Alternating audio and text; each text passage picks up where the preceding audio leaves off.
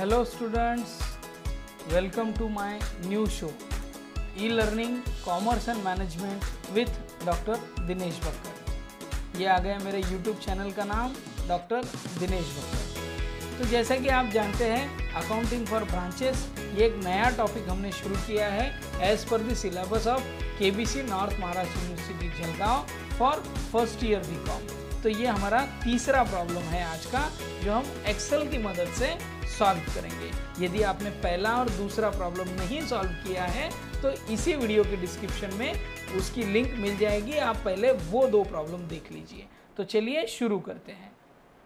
ये आ गया आपका एक्सेल, जहाँ पर लेफ्ट साइड में आपको प्रॉब्लम दिखाई दे रहा है। सुपर इंडस्ट्री नासिक का ये प्रॉब्लम है और राइट हैंड साइड पर हम इसका सॉल्यूशन निकालने वाले हैं। यहाँ पर भी एक चीज़ मिसिंग दिखाई दे रही है, क्लोजिंग स्टॉक ऑफ डेटर्स,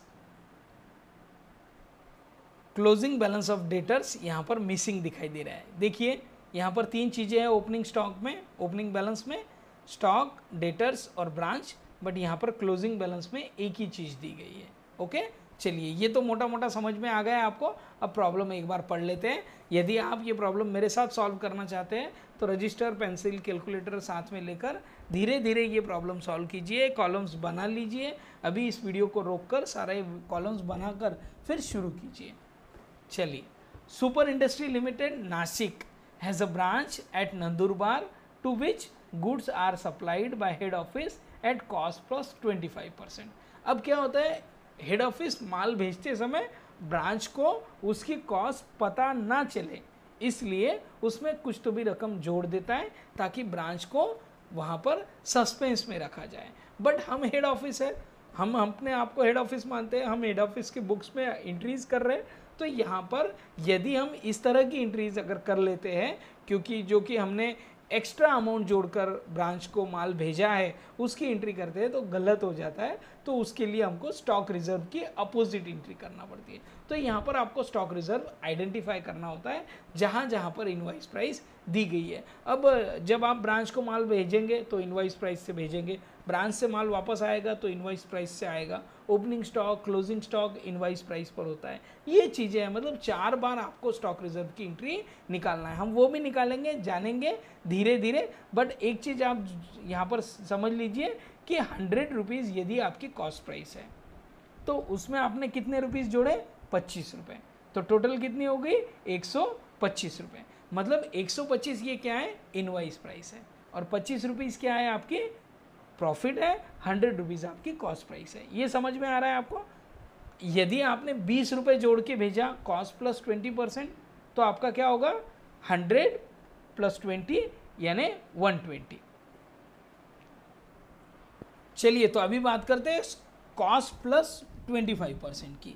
तो 100 रुपीज़ हमारी कॉस्ट प्राइस, उसमें 25 रुपये जोड़े, टोटल 125, ये इनवॉइस प्राइस हो गई। आगे पढ़ लेते हैं। The branch sells goods for cash as well as credit. Branch दोनों भी तरफ से माल बेचता है, कैश भी बेचता है, क्रेडिट भी बेचता है। जब भी जो भी पैसे ब्रांच के पास आते हैं डेली वो पैसे हेड ऑफिस को दे दिए जाते हैं। यहाँ पर दिया गया है all branch expenses paid by head office. Branch के सारे खर्चे हेड ऑफिस करता है। From the following transaction prepare branch account under debtor system. Branch को यहाँ पर डेटर माना जा रहा है। डेटर सिस्टम में आपको अकाउंट्स लिखने के लिए कहा है। 2 सिस्टम से हम बुक्स लिखते हैं, एक तो स्टॉक और डेटर सिस्टम है जिसके प्रॉब्लम आगे आएंगे। ओके, तो हमारा ये तीसरा प्रॉब्लम चल रहा है अभी डेटर सिस्टम का। तो ये एंट्रीज दी गई है ओपनिंग स्टॉक की। हम स्टॉक रिजर्व के भी बारे में और डिटेल में बात करेंगे। तीनों ओपनिंग बैलेंस की एंट्री ले लीजिए। ये काफ़ी सिंपल है, हमको पता है कि ओपनिंग बैलेंस यहाँ पर मेंशन करना है। टू बैलेंस BD मेंशन कर दीजिए। 3 चीज़ों का ओपनिंग बैलेंस है आपके पास, स्टॉक, डेटर्स और फर्नीचर। तीनों को यहाँ पर मेंशन कर दीजिए। ये तीनों की जो रकम है 1 बाय 1 ये यहाँ पर ले लीजिए। 63,750 जो हमारा स्टॉक का ओपनिंग बैलेंस है, उसके बाद 36,800 और उसके बाद 14,000 रुपये फर्नीचर का बैलेंस है। कॉस्ट को स्टॉक को एक बार पढ़ लीजिए, क्या दिया गया है। 1 जनवरी 18 का स्टॉक है 63,750 का, लेकिन वो इनवॉइस प्राइस पर है। मतलब इसमें स्टॉक रिजर्व की एंट्री मिली हुई है। मतलब ये कौन सा है, 125 वाला है। आप एक बार क्रॉस मल्टीप्लिकेशन यहाँ पर बना के देखिए। देखिए क्रॉस मल्टीप्लिकेशन बना रहा हूँ मैं 25 पर 125 यदि आपकी इनवाइस प्राइस होती है, हमारे पास तो इनवाइस प्राइस है 63,750, ये क्या है इनवाइस प्राइस है, तो 25 रुपये उसमें प्रॉफिट जुड़ता है या उसको हम कहेंगे स्टॉक रिजर्व होता है। तो यदि 63,750 हमारी इनवाइस प्राइस है तो उसमें स्टॉक रिजर्व कितना, ये आ गया हमारा क्रॉस मल्टीप्लिकेशन का एक हमने फॉर्मेट यहाँ बना लिया। क्रॉस मल्टीप्लिकेशन किस तरह से होता है, 63,750 मल्टीप्लाई बाय 25 डिवाइडेड बाय 125, ये आपका क्रॉस मल्टीप्लिकेशन का फॉर्मूला बन गया। इसको अगर इंटर करते हैं तो ये रकम आ गई आपकी, किस चीज़ की आ गई कि आपका स्टॉक रिजर्व है इतना। स्टॉक रिजर्व हमको अपोजिट साइड लिखना है, मतलब ये 63,750 में से 12,750 यदि हम कम कर देते हैं, देखिए 63,750 में से 12,750 यदि हम कम करते हैं तो 51,000 रुपये आते हैं। अब इस पर निकालिए, ये क्या आ गई आपकी कॉस्ट प्राइस आ गई, अब इस पर निकालिए आप 25%, आ गया आपका 12,750, वही रकम आ गई ना जो यहाँ आपने अभी निकाली थी। कैसा निकाली, एक बार फिर से निकालिए, 63,750 multiply by 25 divided by 125, cost plus जो भी रकम आपको दी हुई होती है फार्मूला वहीं से बनता है। जैसा कॉस्ट प्लस 20 दिया है, फार्मूला बन गया मल्टीप्लाई बाय 20 डिवाइडेड बाय 120। यहाँ पर फार्मूला है कॉस्ट प्लस 25, तो फार्मूला आ गया multiply by 25 divided by 125। Okay, तो 63,750 मल्टीप्लाई बाय 25 डिवाइडेड बाय 125, 12,750 का आपका ये जो रकम आपने निकाली थी, और आपने इसको दोनों तरह से चेक कर देख लिया। ओके, 51,000 आया, ये इसको क्या कहेंगे हम, लोडिंग भी कहते हैं इसको। ओके, लोडिंग भी कहते हैं, बट इसको हम लिखेंगे स्टॉक रिजर्व। लोडिंग भी कह सकते हैं बट उतनी जगह नहीं है, इसलिए हम ओपनिंग स्टॉक का है, इसलिए ओपनिंग स्टॉक लिख देंगे यहाँ पर। ओके, 3 एंट्री हो गई, इसका हमने स्टॉक रिजर्व भी निकाल लिया, वो मेंशन कर दिया, ये डेबिट साइड पे आया था इसलिए इसका स्टॉक रिजर्व क्रेडिट साइड पर आया। ओके, अब आ जाइए goods received from HO at invoice price. HO से आपको माल मिला है, to goods send to branch account, ये एक अकाउंट है, हमने पहले प्रॉब्लम में ये अकाउंट भी एक्स्ट्रा बनाया था नीचे, बट आज जगह नहीं है और इसकी ज़रूरत भी नहीं है, आप वहाँ पर देख सकते हैं, काफ़ी सिंपल अकाउंट है। ओके, 8,02,500 रुपीज़ ये रकम दी गई है यहाँ पे। तो ये क्या है, इनवाइस प्राइस है। फिर से आ जाती है हमारी स्टॉक रिजर्व की एंट्री, बाय स्टॉक रिजर्व, लेकिन ये क्या है, गुड्स सेंड पर है। Okay, goods send into bracket close, good send का आप निकालेंगे। फॉर्मूला आपको पता है 8,02,500 मल्टीप्लाई बाय 25 डिवाइडेड बाय 125, आ गया 1,60,500। अब मेरे पास एक्सेल है, मैं डायरेक्ट निकाल रहा हूँ, आप कैलकुलेटर की मदद से धीरे धीरे निकालिए, नो प्रॉब्लम। रिटर्न की एंट्री आ रही है, देखिए return to HO at invoice price. अब ब्रांच भी माल वापस भेज रहा है तो ब्रांच भी इनवाइस प्राइस पर ही भेजेगा, उसको तो कॉस्ट प्राइस पता ही नहीं है, बट आप हेड ऑफिस है इसलिए आप स्टॉक रिजर्व की एंट्री या जो भी उसमें प्रॉफिट मिला है इनवाइस प्राइस में से जो भी प्रॉफिट मिला है वो माइनस करते हुए उसकी एंट्री अपोजिट साइड में कर दीजिए। ओके, माइनस करने की ज़रूरत नहीं होती है, फिर अपोजिट साइड में आप उसकी एंट्री जैसा यहाँ पर आया हमने उसको अपोजिट साइड में दूसरी साइड लिख दिया, उसी तरह से करिए। To goods send to, by goods send to branch account, माल वापस भेजा है, 27,500 का माल आपको वापस आ गया, इसका भी स्टॉक रिजर्व निकालिए, अपोजिट साइड आता है। Okay, to stock reserve return 27,500 multiply by 25 divided by 125, 5,500 की एंट्री आ गई। देखिए अब आ रहा है टोटल सेल। टोटल सेल की कोई ज़रूरत ही नहीं है, टोटल सेल कहीं नहीं आता है, टोटल सेल का यूज़ सेकेंड मेथड में होता है, स्टॉक एंड डेटा सिस्टम में। ओके, यहाँ पर फिर टोटल सेल में से आप क्या कीजिए, कैश सेल माइनस कर दीजिए, तो आपका क्या आएगा, क्रेडिट सेल आ जाएगा। टोटल आ गई आपकी 7,73,900, उसमें से आप कैश सेल दिया गया है उसी के नीचे 1,35,300 माइनस करेंगे तो ये आपका आ गया क्रेडिट सेल। ओके, आप एक चीज़ यहाँ ध्यान दे रहे हैं कि आपके पास क्लोजिंग बैलेंस सिर्फ एक ही चीज़ का है, वो है ब्रांच, मतलब आपके पास डेटर का वो क्या है, स्टॉक है ब्रांच का, डेटर का क्लोजिंग बैलेंस नहीं है, फर्नीचर का नहीं है। फर्नीचर पर चूंकि डिप्रिसिएशन है उसकी मेथड अलग होती है, हम वो भी देखेंगे, बट डेटर का ओपनिंग क्लोजिंग बैलेंस नहीं है, डेटर का क्लोजिंग बैलेंस मिसिंग है। ये चीज़ यहाँ आपको समझ में आ रही है। ओके, वो किस तरह से कैलकुलेट करना है वो भी हम देखेंगे। टोटल सेल की एंट्री कहीं नहीं आती, उससे हमने क्या किया, क्रेडिट सेल निकाल कर यहाँ लिख दिया रफ में, हमको याद रहने के लिए। ओके, बाय बैंक एंट्री कर लीजिए, बाय बैंक अकाउंट क्या आता है, कैश सेल्स। जो कैश सेल किया है, डायरेक्ट एंट्री तो नहीं आएगी, जो भी ब्रांच के डायरेक्ट ट्रांजैक्शन होते हैं हम हेड ऑफिस में नहीं लिखते, बट ब्रांच ने यदि कैश सेल भी भेजा है तो बाद में वो आए हुए पैसे हमको भेज दिए, हम हेड ऑफिस है तो हमको पैसे मिले इसलिए हमने एंट्री कर दी। और दूसरे पैसे हमको क्या मिलते हैं, डेटर्स से जो भी ब्रांच को आते हैं वो भी ब्रांच हमें भेज देती है, cash received from debtors, from debtors, वो भी एंट्री हम कर देंगे, बट अभी उसकी रकम आई नहीं है, नीचे दी है। ओके, तो हमको यहाँ पर क्लोजिंग बैलेंस निकालना है डेटर्स का, तो हम क्या करेंगे, ओपनिंग बैलेंस डेटर का प्लस क्रेडिट सेल दोनों की रकम साथ में जोड़कर यहाँ लिख देंगे। देखिए ये ओपनिंग बैलेंस है डेटर का और क्रेडिट सेल की एंट्री भी यहाँ पर दी गई है। ओपनिंग बैलेंस दिखाई दे रहा है 36,800 और क्रेडिट सेल 638,600, ये दोनों जोड़कर हमने यहाँ लिख दिया है।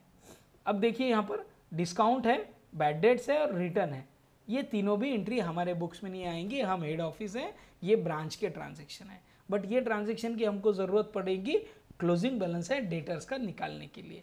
तो चलिए, डेटर को उधार माल बेचा, डेटर के पास ओपनिंग बैलेंस है, दोनों हमने जोड़ लिया। अब डेटर को जो डिस्काउंट दिया वो माइनस करना पड़ेगा, लेस डिस्काउंट वो माइनस कर दीजिए, लेस बैड डेट्स, डेटर के जो पैसे डूब गए वो आ नहीं रहे, रिटर्न ऑफ वो माइनस कर दीजिए, less return from debtors, debtors ने जो आपको माल भेजा था वो वापस भेजा, वो सब माइनस कर दीजिए। ये 1650 हम यहाँ पर लिखेंगे, माइनस में लिखेंगे। ओके, माइनस करना है आपको 1350 और 2475 इस तरह से। तो ये तीनों भी एंट्री का यूज़ कहाँ आएगा, जो चीज़ मिसिंग है वो आइडेंटिफाई करने के लिए। अब दो चीज़ें यहाँ दिखाई दे रही है, रेंट है और सैलरी है, ये दोनों भी खर्चा ब्रांच ने आपको भेजा है, इसलिए इसकी एंट्री कीजिए to bank account, rent and sundry expenses और उसके नीचे सैलरीज एंड वेजेस, दोनों एंट्री यहीं आएगी, 33,000 और उसके नीचे 47,500, ये दोनों एंट्रीज हमने कर ली। ओके, अब एक चीज़ यहाँ दिखाई दे रही है, कैश रिसीव्ड फ्रॉम डेटर्स, ये हमने यहाँ लिख कर रखा है 6,25,800, ये एंट्री यहाँ पर कर दीजिए। अब ये भी माइनस करना पड़ेगा क्योंकि डेटर का बैलेंस अब आइडेंटिफाई कर रहे हैं, तो जितने पैसे डेटर्स ने लाकर हमको दिए हैं वो हमको माइनस करना पड़ेंगे, लेस कैश रिसीव्ड माइनस 6,25,800, तो ये डेटर का बैलेंस आ गया 44,150 रुपीज़ का। ओके, नियर अबाउट प्रॉब्लम आपका क्लोज होते आया है, यहाँ पर क्लोजिंग बैलेंस दिया गया है स्टॉक का, उसकी हम एंट्री ले लेते हैं बाय बैलेंस सीडी। स्टॉक तो लेना ही है आपको, देखिए हम स्टॉक लेंगे, डेटर्स भी लेना है, जो डेबिट साइड में दिया है वही क्रेडिट साइड में क्लोजिंग बैलेंस बोलकर आएगा, और तीसरा आइटम फर्नीचर का है। ओके, तो स्टॉक हमको दिया गया है, यहाँ पर दिखाई दे रहा है आपको 41,450 रुपीज़ का। अब इसमें स्टॉक रिजर्व है, पहले स्टॉक रिजर्व निकाल लीजिए क्योंकि ये इनवाइस प्राइस है, यहाँ पर आपको दिखाई दे रहा है इनवाइस प्राइस है, to stock reserve, reserve bracket में कीजिए क्लोजिंग स्टॉक, क्लोजिंग स्टॉक पर है ये। अब 41,250 की रकम है, इसमें कितने रुपीज़ मिले हैं आइडेंटिफाई कीजिए, मल्टीप्लाई बाय 25 डिवाइडेड बाय 125, आ गया आपका 8,250। डेटर की रकम अभी हमने निकाली 44,150, यहाँ पर लिख लीजिए। इसका एक और तरीका है वो मैं आपको इधर बता देता हूँ, एक वर्किंग में मैंने करके रखा है, इस तरह से भी आप वर्किंग कर सकते हैं। देखिए 44,150, ये 36,800 का ओपनिंग बैलेंस यहाँ से आ गया डेटर्स का, क्रेडिट सेल हमने इसमें से माइनस करके निकाल लिया था, credit sale 7,73,900 minus 1,35,300, credit sale आ गया 6,38,600 का, वो हमने लिख लिया। ये तीनों भी एंट्री यहाँ पर क्रेडिट होगी और जो कैश रिसीव्ड यहाँ दिया गया है वो यहाँ पर क्रेडिट होगा। जो बैलेंस आ रहा है वो बैलेंसिंग फिगर है 44,150। ये थोड़ी डिटेल मेथड है, बट एग्जाम में हमारे पास इतना समय नहीं होता है, इसके मार्क्स नहीं होते, इसलिए हम शॉर्ट में भी इस तरह से कैलकुलेट भी कर लिख देंगे तो भी चलेगा। ओके, 44,150। अब डेटर में तो कोई स्टॉक रिजर्व होता नहीं है, तो आपको कुछ करना नहीं है, उसका स्टॉक रिजर्व निकालना नहीं है। अब हम फर्नीचर पर डिप्रिसिएशन कैलकुलेट करेंगे 10% से। लास्ट लाइन में आपको दिया है, आप देखेंगे राइट साइड में नीचे 10%। तो डिप्रिसिएशन की कोई एंट्री अलग से करना होती है क्या? बिल्कुल नहीं। डिप्रिसिएशन का जो भी अमाउंट होता है आप उसके बैलेंस में से माइनस कर मेंशन कर दीजिए। 14,000 हमारे पास ओपनिंग बैलेंस है, उसमें से 1,400 रुपये डिप्रिसिएशन के जाने के बाद 12,600 का फर्नीचर हमारे पास क्लोजिंग में बचता है। तो क्लोजिंग बैलेंस हम लिखेंगे फर्नीचर का। अब आ गया आपका प्रॉफिट।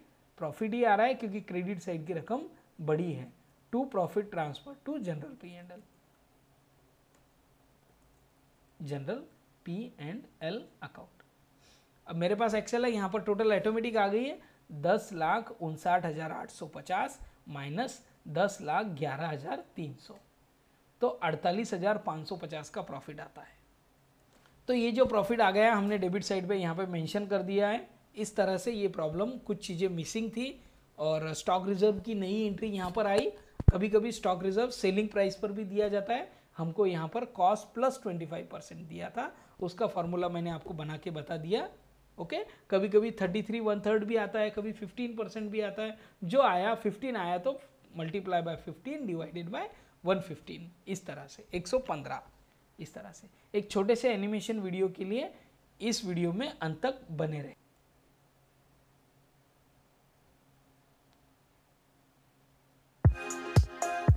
आप सभी का बहुत बहुत धन्यवाद, आप अंत तक इस वीडियो में बने रहे। आपको यदि ये वीडियो पसंद आया है तो लाइक कीजिए, अपने सारे फ्रेंड्स के साथ शेयर कीजिए, चैनल को सब्सक्राइब कीजिए। इन्वेस्टमेंट अकाउंटिंग के प्रॉब्लम मेरे इसी यूट्यूब चैनल पे आपको मिल जाएंगे, वो भी आप चेक कीजिए। उसके MCQ हैं, आपकी कोई भी क्यूरी हो, कोई भी आपको टॉपिक समझना हो, मेरा ईमेल ID यहाँ दिया गया है, आप उस पर मुझे मैसेज कर सकते हैं और मेरा चैनल देखते रहिए। धन्यवाद।